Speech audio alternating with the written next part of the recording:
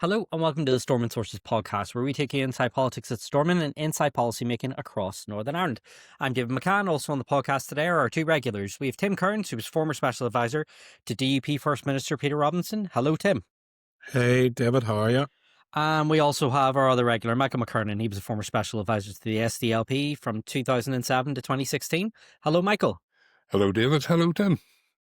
Hello, David, and hello, Michael. Okay, there were two hellos for me there. Well, David never said hello back, so I'll try it again. I think we can safely do variation. On the podcast, I know how Rachel Reeves feels. On the podcast today, we are looking at the budget. Chancellor of the Exchequer, Rachel Reeves, has just delivered her second budget.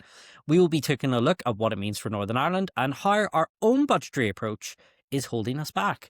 Then the COVID inquiry reported last week on the executive's response to the pandemic, with some damning conclusions on how ministers, particularly those in the DP and Sinn Féin, reacted. Will lessons be learned? Then we will be taking some of your questions. All that and more coming up on this episode of Stormont Sources. Okay, today is budget day. We're recording on the afternoon of the Wednesday. So Rachel Reeves has delivered her second budget in the House of Commons. We're just recording just after she has sat down, and the analysis of the budget measures begins here. Next week, we will take a closer look at the budget and what it means for Northern Ireland. But we thought it would be good to bring you some quick reactions and thoughts. So the budget comes after the Assembly debated on Tuesday an opposition motion on the need for a multi-year budget. Yes, that has been talked about for many years in the Assembly when it's been operating. Now, at the moment, Northern Ireland budgets operate from year to year, kind of like the UK budget.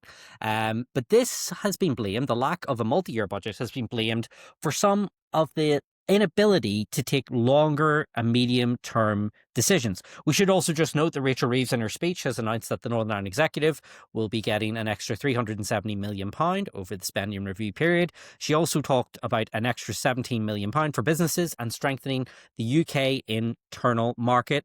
Now, as I was saying earlier, we'll unpack a little bit of this more in next week's episode when we've been able to kind of go through all the numbers. Sometimes these numbers don't look as good a few days out from the budget as they do on the day that they're announced.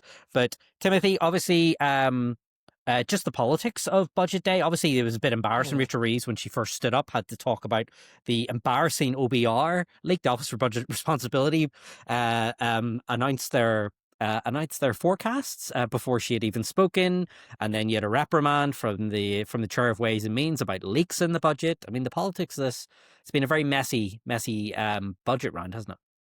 Shambles, I think, would be the word. I think this government has proved itself time and time again just to be completely incompetent. And I think it's very difficult. Once you've got the whiff of incompetence about you, it's very difficult to claw that back. I don't think it's really the flex that Rachel Reeves or Keir Starmer think it is to keep mentioning Liz Truss, because what that just brings to my mind is you actually may be worse than Liz Truss. You know, we didn't think we're going to have a worse Prime Minister come along for a long time after Liz Truss, and here we are, someone who's rivaling Liz Truss for shambles after shambles after shambles. And today, again, we see an absolute shambolic Labour performance where whatever is said in the budget, the lead up, you know, if you're watching on television, the lead up for the half hour, 45 minutes before the budget was leak. There was if you're watching BBC Two Politics Today, you know, the comedy of the three people on the sofa saying, well, we're going to give the budget speech ourselves now, and they were just leafing through the OBR report saying, here's another announcement, I mean, it was just embarrassing. It was quite funny to watch. I mean, they didn't go to Prime Minister's question, so the three people, the BBC correspondents sitting on the sofa could give the budget speech ahead of the Chancellor. Like, I think this has been shambolic. For Northern Ireland, I think there's a couple of things that I think we should say are positive from the early announcements that we're seeing. Look, you say an extra 375 million. We'll see how that shakes down. Now, there was 17 million also announced to help ease trade between Northern Ireland and GB. That's obviously the Intertrade UK body, I'm assuming, being funded. So a little bit of money for Arlene and Esmond Burney and co to try and... Well, I mean, I slagged off. Well, we don't actually know We don't actually And know the details of this thing. well, It says to help businesses. I don't. It could well be. Who knows? Who knows? I don't hold out a lot of hope for the body, but who knows? Let's give it a fair win. 70 million. It's a significant amount of money. Let's see what they do with it. Let's not preempt it, but I do kind of share Michael's skepticism a little. But we'll see how that plays out. I think there's a couple of things that really should be highlighted in terms of positives for Northern Ireland. And that's the end of the two-child cap and a declaring interest. That's something I've campaigned on in my working life for that to be brought to an end. And it'll help over 50,000 families and kids in Northern Ireland. And also then I think the raising of the online gambling tax to 40%, which I think is a massive victory for Gordon Brown, because he's campaigned to pay for the two-child limit, raise taxation and gambling. My views on gambling you can read on Slugger O'Toole last week, and the need for gambling reform in Northern Ireland. You're welcome, mate, by the way. No problem, David. Thank you. And see, people think we don't like each other. You know, we get on okay. But so I think, you know, for Gordon Brown, that raising the level of gambling tax to pay for the two-child limit, 3 billion or thereabouts is going to come in from gambling tax. 3 billion or thereabouts is what the two-child limit costs. So another chancellor from the Labour Party from 20 years ago, and his shadow is even hanging over this speech. I think it was a really good intervention by him in the summer, and I think we're seeing it come to pass, and it will help people in Northern Ireland. Okay, Michael, just the general, and I appreciate we are literally recording this is 10 to 2, and Rachel Reeves has not long sat down. Kemi Badenoch is giving her response to the budget as we record, but just some initial thoughts of just the general politics of the day.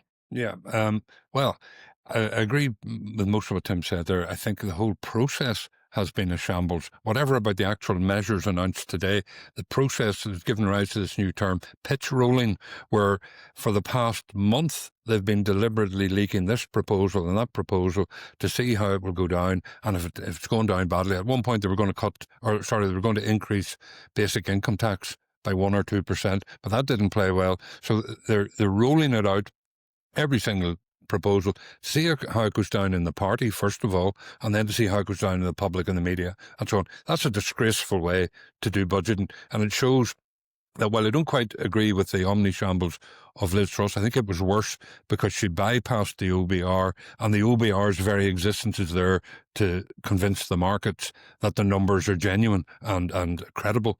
And to bypass the OBR, she brought that crash down upon herself. But the one thing I'll say in Liz Truss's defence, at least you had a Prime Minister and a Chancellor who believed something.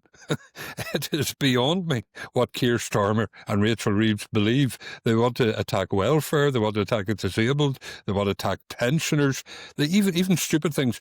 They're promoting the use of electric cars, and they're bringing in a new tax to penalise the use of electric cars. And the day before the budget, they announced that they're reopening drilling in the North Sea. And yet they've Ed Miliband heading up their wonderful infrastructure that's going to bring us to net zero. They are completely all over the place. And this budget, although we'd have to sit down and look at the detail, the devil is always in the detail with these budgets. We can welcome the extra few quid for Northern Ireland. It's pretty close to the number, if you leave out the police claim for the IT bungle, it's pretty close to the number that John O'Dowd said was needed to balance the books here. So that is obviously welcome.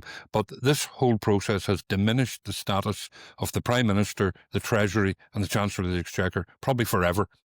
Yeah, and interestingly about that, I mean, there's over £800 million extra for the Scottish government, and she actually made a point of really hammering that home ahead of next year's election. So the lads on Hollywood Sources will be happy about an extra 500 million for the Welsh government. Again, the guys on Senate Sources probably be a bit happy with that.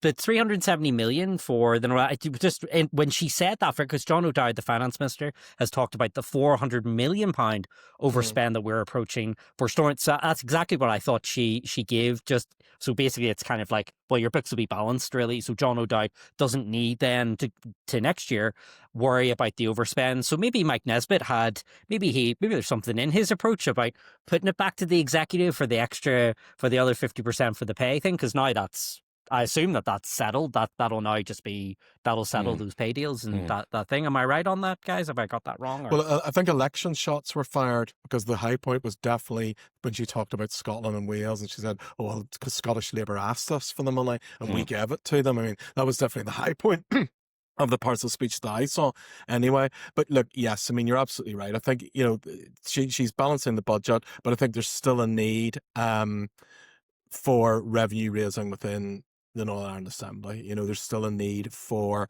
costs to be cut within they're the not Northern going to Ireland do Assembly it as well. Yeah, and the interesting thing is with this 370 million, because don't forget that our budget then will come next year, that's going to take them up to the Assembly election now. So John O'Dowd's budget will be balanced going toward May 2027. Yep. So that pretty much, in a weird way, she's kind of just taken any kind of pressure off the executive to do anything meaningful on revenue raising. Michael, am I No, I agree with that. I mean, you add that, and you add the silly money going to Arlene and Esmond Bernie, and as Tim says, it'd be interesting to see where that goes or how that ends up. So I understand that. Can we just note that? I thought that was a body, but just to be fair, panel. Can we be fair to Arlene Foster and Esmond Bernie? It would go to Intertrade UK, not to them personally. Yes, but they are the leading lights of Intertrade UK. In fact, they're almost the only lights. I'm not even sure there's lights on anywhere. I think it's just their advice is valued, so they'll probably have to set something up to actually spend the 17 million or whatever it is. But you're right, the extra 370 million is going to solve a lot of the pressures. There's still the police one. It's outside John O'Dowd's 400, and that's estimated to be of the order of 120 million, and it won't go away. And then, of course, there will be new pressures. There will be there's still some pay settlements that are not done, and so this will not give them an easy ride into the election. They will still be under a lot of financial pressure, but not the ridiculous pressure where there's kind of playing hardball over who'll blink first, over paying nurses, for example. So it's definitely helpful. Yeah, probably a bit of a win there for Mike Nesbitt, unintended. Not saying he influenced the decision, but that I'll give O'Dowd a bit of credit. He was over banging the drum there. I mean, we've spoken about that before. John O'Dowd and Paul Givan. I mean, I think we've reflected are the two highest performing ministers within our executive because they're the two most experienced ministers in our executive. And I think John O'Dowd, certainly if he's behind asking and receiving this extra money, I mean, it's a great bit of politicking by him, and I'm sure everybody will try and claim credit for extra money if that's the case. But I think whatever about budgets and all that, and I know we're gonna touch on this as we move on, we really do need to move away from just these in-year, single-year budgets that we've had for quite some time. I mean, we had an opposition day debate yesterday where it seemed everybody across the piece was in favour of multi-year budgets, of a comprehensive spending review, and yet we can't seem to be able to get one done. And I don't want to go on another rant about the executive's not working, executive's not functioning, but something needs to be done because we need to have a position where departments can plan. I mean, look, the DUP tried to amend the opposition motion yesterday to say, look, we cannot achieve any major capital projects. We cannot do big capital projects within the constraints of Stormont and single-year budgets. So we need to be able to do these multi-year budgets in order to give big infrastructure projects a shot in the arm. And yet, that's a debate. Like, I mean, I wondered yesterday when the debate was going on, are these people just listening to Stormont Sources? Because you could go back and splice together a whole load of our episodes, and it was basically all encapsulated in that debate. The problems are known, I think, David, is the point, but we like to talk about them. We don't seem to be able to get them fixed. Interesting, Michael, listening to the debate yesterday. So it was, as Tim was saying, was an opposition day motion proposed by the SDLP. And again, there was broad consensus in there. There was a little bit of, look, this is not going to be the silver bullet that will solve all our problems, but it's definitely desirable. John O'Dowd made the pitch again for more tax raising powers to be levied back to Northern Ireland. It would be fascinating if I'm just waiting for Rachel Reeves one day, or whoever the Chancellor of the Exchequer is one day, to stand up and say, right, devolved governments, you asked for them, you're going to get them. Because she did talk about devolving some fiscal powers back, but they were to the city mayor regions, some fiscal powers. Do you think that that we are likely to see this meaningfully progressed at all by 2027? Or is it just going to have to be something that 10 years from now, we're still going to be talking about we should have maybe income tax powers back to Northern Ireland, but it still isn't there?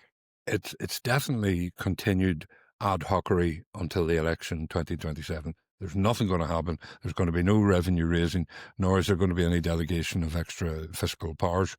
But if they survive to then, and there's a fresh election, and there's a 5-year window to look at, and there's a bit of stability around, well then yes, they can start looking at multi-year budgets, and no one would dispute it's a good thing. It's the only way to manage projects. If you look at even at the very latest capital project, and you'd be interested in this, Tim, the money that's going to the smaller football grounds in Northern Ireland, the capital money for improvements, the ministers had to put a hold on it because there's a legal challenge for some of the clubs who didn't get what they wanted, and so on.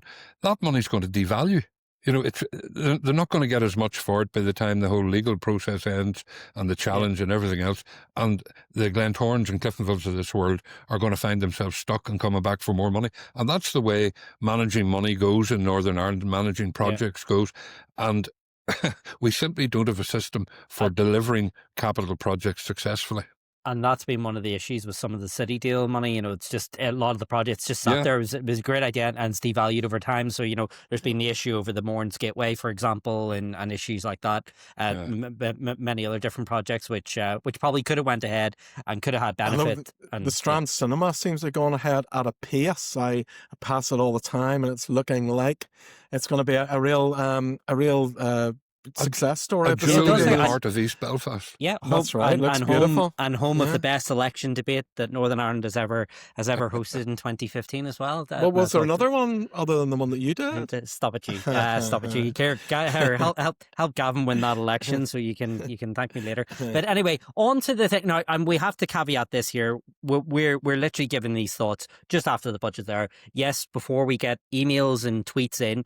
Yes, we do know that when announcements are made, they can fade away. So we are aware of former financial deals toward Northern Ireland from a British Chancellor's of the Exchequer, which have come in at much less than they were originally advertised as. So we will come back to this next week in more detail as well. But I just want to ask before we move on here, we're talking there about the multi-year budget. We have actually done multi-year budgeting before. And you two have actually worked in an executive that operated under that as well.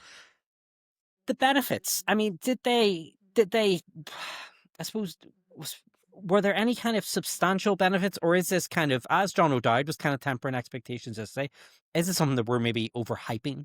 Tim, what are your recollections of that? Well, Michael was ready to jump in there, so I'll just give you a quick one I'll just give you a quickie one on housing. When we were in DSD with the housing programme, you don't start and finish houses in discrete 12-month periods. It's a rolling programme, and the multi-year approach allowed us to increase the delivery of the quantum of housing. What I would say is that rather than the financial arrangements being problematic, what happens is you can get hit by events. We had the crash in 2008 when we were maxing out on the housing new build programme. But part of the financing of that was the sale of housing executive houses. And when we had the credit crunch, nobody could get the money to buy those houses. And there was 100 million black hole overnight appeared in the housing budget. It's events more than the financial rules that trip you up. Yeah. Tim. I mean, Michael raises housing there. I think multi-year deals are really good for big infrastructure projects, because there can be, overspends on those sorts of things. It helps to keep those projects, I think, more in control when you have that. The other thing is, and obviously this flows also from those big infrastructure projects. When you're working with organisations outside of government, having year-on-year budgets is very destabilising. It's very destabilising to civil society that's partnering with government. It's very destabilising to partners of government who are delivering services on the ground, because you don't know, you can't plan. I used to work in a sector that was funded by the Department of Infrastructure, and we got year-on-year budgets. And it was impossible to plan. All you could do was maintain what you're already doing. You couldn't expand. You couldn't grow. You couldn't be innovative. You couldn't say, we're going to do this and then we'll be able to, fund this and roll this into that. You just couldn't do that. Planning was like, here's the service. We've got to deliver it. This is the nuts and bolts, and that's all we can do. So I think we have some terrible services, not because of the people who are delivering those services, but because those people can't properly plan, because they're constrained. Next April, do we have to lay people off? Do we not? Look, we would have an instance where you could be rolling on for 2, 3, 4 months with a huge amount of staff, and you don't know whether we're going to lay them off or not. You're just hoping that you're that making uncertainty is corrosive, because if the staff don't know they're going to have a job next year, they're already planning their exit, and you lose some of your best people simply because you don't have multi-year budgets. Yeah, and that's all too common in the. And there's a big problem for service delivery, and that's why we, and across government, not just in third sector organisations, across government, that's why we see bad service delivery. Partly, not in the whole, but partly because people can't plan. Yeah, and again, hopefully we can maybe get a wee bit more certainty, and we can get round to move these. But as we were saying, we will be back to the budget next week and talking about kind of some of the more interesting measures for Northern Ireland. But we need to line up a special guest next week to do that. Well, let's see what we can do. So nobody more special than you, Michael, obviously. Right. Lots more to come from Tim and Michael. We'll look at the findings of the COVID inquiry, and we'll also be taking some of your listeners' questions. Remember, if you'd like to watch the podcast, head to YouTube and search Stormont Sources. Make sure you press subscribe to the channel. North of 1,000 of you are doing this so far, so thank you very much. You can watch our clips. You can leave your comments on X and TikTok. Be the first to hear about upcoming events and special episodes. Make sure you subscribe to our mailing list at stormontsources.com. This is the Stormont Sources podcast. Let's talk now about the findings of the COVID inquiry. The UK COVID-19 inquiry has found that decision-making in Northern Ireland was quote-unquote chaotic, and that the decision-making was infected by political machination. Okay, Baroness Hallett concluded that the strained relationship between ministers contributed to an incoherent approach. Now, this report has received some criticism back here at home. The DUP leader has criticised some of the findings. Gavin Robinson said that Baroness Hallett did not put enough weight on how Northern Ireland parties basically are forced to work together in a mandatory power-sharing coalition. I hate to go back to the pandemic because it kind of just takes me back to all those horrible lockdowns we had to do and some of the really depressing headlines that we all had to face. Michael, did anything leap out at you from the COVID inquiry? I mean, was it as damning as you thought it was going to be? Yeah, it was pretty much where I thought it would be. And the disappointing thing about it, and this is right across the piece, is that the nationalist politicians simply wanted to do what they were doing in Dublin, and the unionist politicians wanted to do what they were doing in London and take their advice from there and so on. And it just meant that they were imposing their identity politics on what was a health crisis. And they should have been going all out to do the right thing. And it's not that they didn't care, but it's just we seem to line up green and orange on every single issue, and that was yet another one. But one of the problems, of course, was that the thing was being led by ultimately a clown in London, and Boris is still very much in denial about the performance of the London government.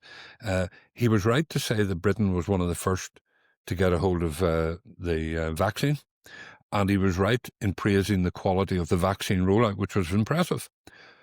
But what matters is how many people died. And if you look, or whose lives were ruined, and if you look at the UK numbers vis-a-vis almost anywhere, they were atrocious, including comparing very unfavourably with Scotland and the Republic. So they could have done things differently, and we could have done things differently here. We could have been more like Scotland or more like the Republic in outcomes, but we stubbornly went with London, and the outcomes weren't good. I just think the parties, there was an opportunity to show maturity, and I'll give, as I think the electorate has done, they gave Robin Swann some kudos for his performance during that, but for the rest, they just lined up in the usual way. Well, I mean, I always remember our pandemic response didn't exactly start very well. Do you remember we had the executive? They all came out After a COVID briefing, they all stood side by side, which ironically was going to be illegal about 10 days later. But they all stood side by side saying, we're singing off the same hymn sheet. And the big debate was over, should we close schools or keep them open? Now, the Republic had just closed their schools. The UK had decided to keep theirs open, and Northern Ireland followed that. But then Michelle O'Neill walks out the next day and says, we should close schools like we did in the Republic. And it kind of started that way. And we never really got back on the front foot. Tim, were the COVID inquiry findings, did anything shock you or surprise you? Nothing shocked me. You talk about schools. Schools should never have been closed. I think we know that now, and closing schools was clearly the wrong decision, and they should have been kept open throughout. But look, I think that leads into that's very easy for me to say almost 6 years on from what was a very troubling situation. I think what we kind of ignore in all this is nobody really knew what to do. Nobody really knew what was for the best. People kept on this wonderful phrase that we have, following the science. Well, I don't actually even know what that means. It's utterly meaningless, actually, in the context of this, because nobody knew what the science was. Nobody knew what was the right thing to do. Nobody knew how best to tackle this pandemic. And I think at a global level, in the Republic of Ireland and in the UK, nobody quite knew what was going to be the best thing to do. And there were clearly things that were done were the wrong thing to do, and there were clearly things that should have been done that weren't done, and there's clearly things that should have been done quicker, and they weren't done as quickly as they could have been done. But I do have a certain sympathy with anybody who was in government at that time, because most people were flying blind, and you didn't really know what was the best thing to do. I think the consequence of that is, if there was a pandemic, so it was December 2019, we started hearing about this mystery illness in China. If the same thing happened this December, I don't think people would listen to the lockdown advice in quite the way they did before. I think public confidence has gone in governments calling lockdowns. And I think there's a job of work to be done across the Western world, not just in Northern Ireland, United Kingdom, or the Republic of Ireland, in regaining public confidence. Now, I think there was particular difficulties in Northern Ireland. And the vaccine passport thing, is a classic example of that.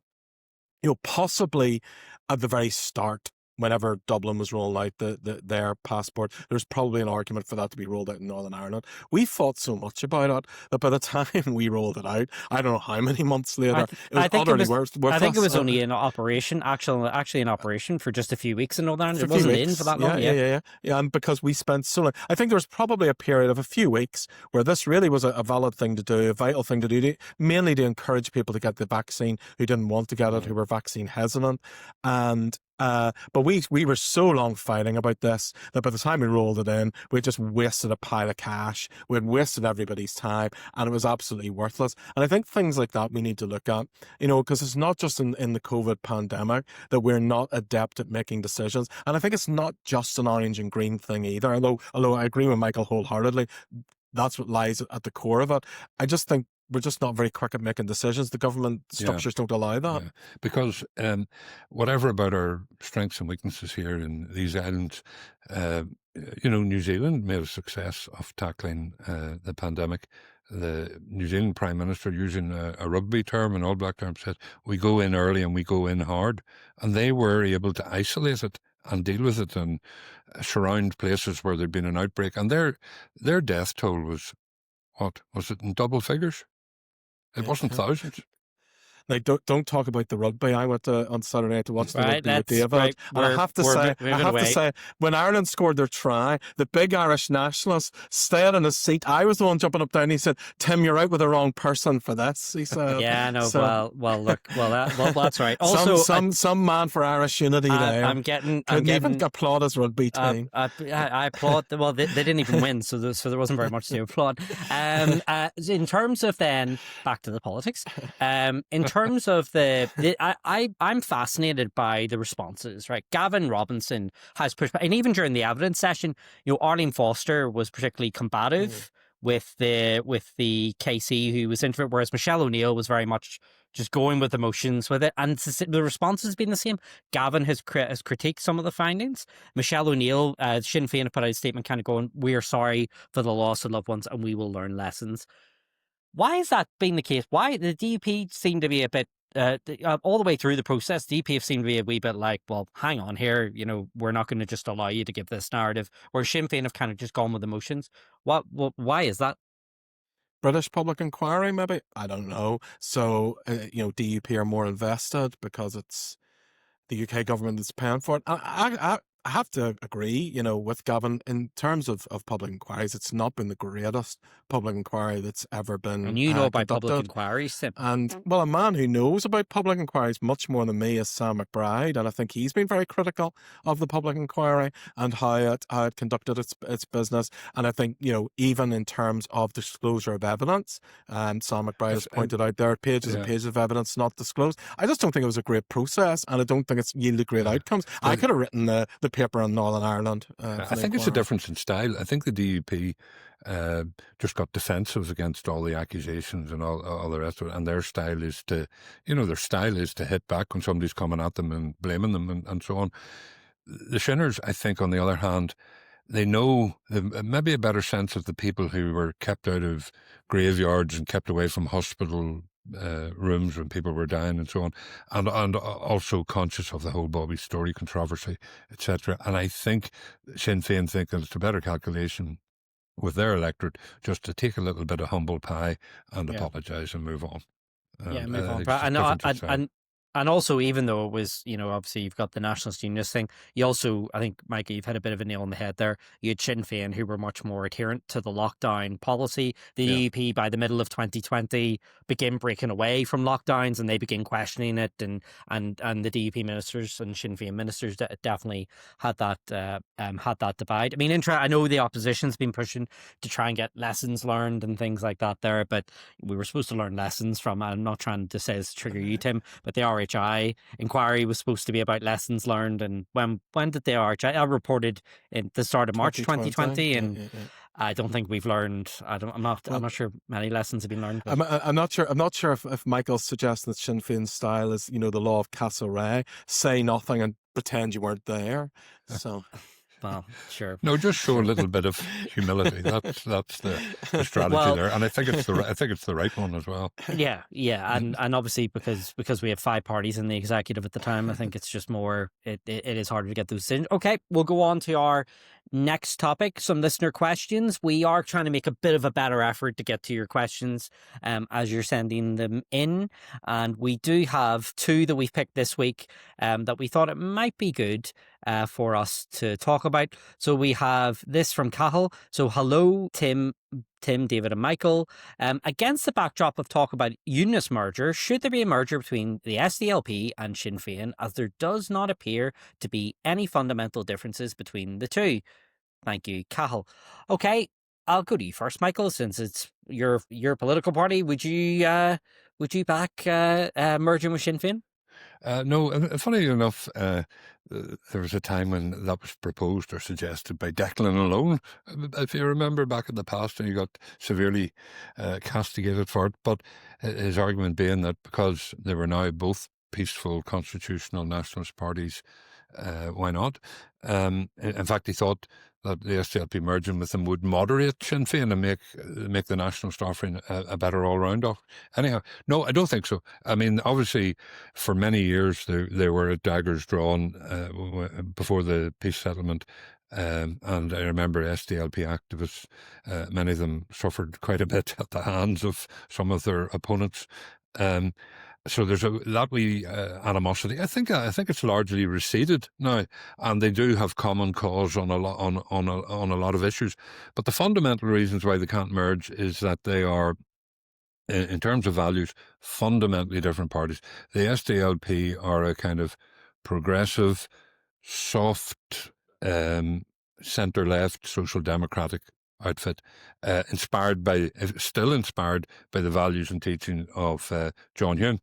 Sinn Féin have gone from a revolutionary party and a potentially hard left party into now kind of like a populist party. Now, they paid a price for their populism in the Southern election when they tried to be on both sides of the argument over immigration, running with the people who think there's too many foreigners and running with the people who think the number of foreigners is fine.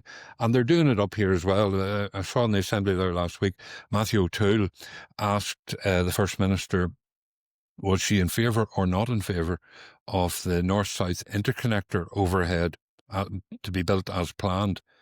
And she gave him a lot of palaver about being in favour of cross-border cooperation, but she didn't answer, because they want to show that if they're in a sensible business audience, they're in favour of the project, but if they're with community groups down in Katy or somewhere who want the whole thing undergrounded, they're still with them. Similarly, Lough Neagh, they'll go to meetings of farmers and sympathise with farmers who are being unfairly blamed for this pollution, and then they'll go to other meetings beating their breasts about pollution of Lough Neagh and what can we do. Both sides of the argument. Eventually, I think the public kind of catch up on you. But at the moment, populism's working all around the world, Trump and Farage and so on. And I think when you consider those things, I don't think the SDLP could do that populist thing. Like the SDLP have plumped for backing the minister on Lough Neagh. They need to stop the pollution. And that also means action then that affects the agricultural sector unavoidably. So that difference in values, I think they can never really come together. Okay. But they can make common cause. I mean, they both believe now in a peaceful path to Irish unity, although you have the kind of Sinn Féin laden Ireland future kind of process, and then you Claire Hanna's begin to open up a whole dialogue with the Irish government on where to go on that. So they have common cause, but they're going to be completely different approaches, and I think Sinn Féin will be a populist party and the SDLP will stick to their social democratic principles. Okay, thank you very much for that, Michael, and thank you for your question, Cal. Tim, there's a question that's directly put towards you here. So it is, hello, David. First of all, I'd like to congratulate you on the great podcast. I think he's just congratulating me there totally for that. So on your own, yes. So thank you for that, myself. I mean, he thinks he's the boss, and that, but he's not. Let me get on. I am an avid listener and find the level of debate and analysis to be second to none. It's always very insightful and a nice break from the more partisan political discussions. Thank you very much for that. I wanted to get in touch about Tim's recent prediction that the Assembly could collapse over a dispute regarding the Irish language. I believe he also mentioned a few weeks ago that Irish has been weaponised and that this was the reason for Unionist opposition to Irish language initiatives. Could you ask him to explain what weaponised actually means? And this is interesting because Paul Deeds, the new Irish Language Commissioner, was on UTV last night, and he was actually pushing back against this weaponised. He was actually saying that the language that's used about the language is the actual weaponization. It's not the approach of the of those promoting the Irish language. So, Tim, your question: what did you mean by weaponization? Well, look, I mean, there's the mythical quote, and who said it, I don't know.